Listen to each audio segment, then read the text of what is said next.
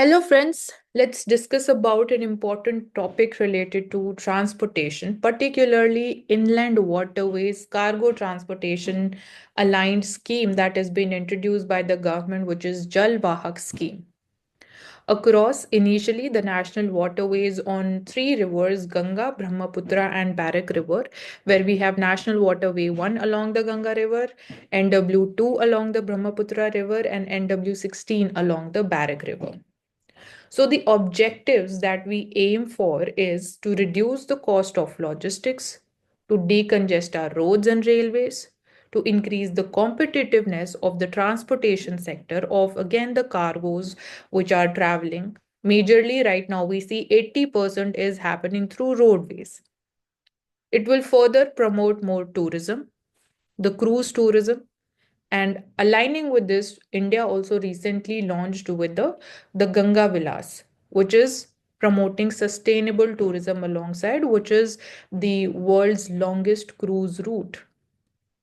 So, sustainable mode of transportation, multimodal transportation, because India has immense potential of inland waterways where we see that there are total 111 national waterways in India.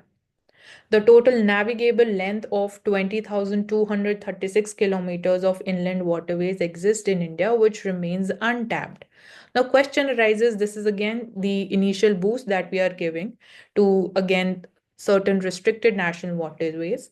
What about the rivers which are seasonal in nature, which we see majorly flowing across southern India?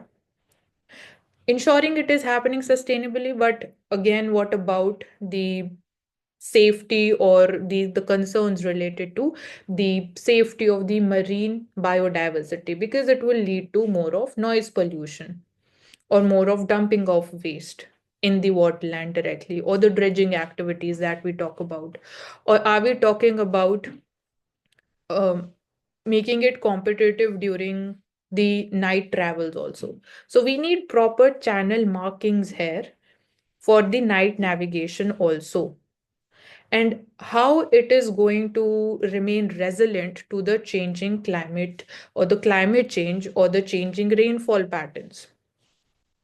So are we prepared to deal with such challenges in future going ahead with this scheme on pan India scale? Thank you so much for joining us on this video. Meet you in next video with a new topic.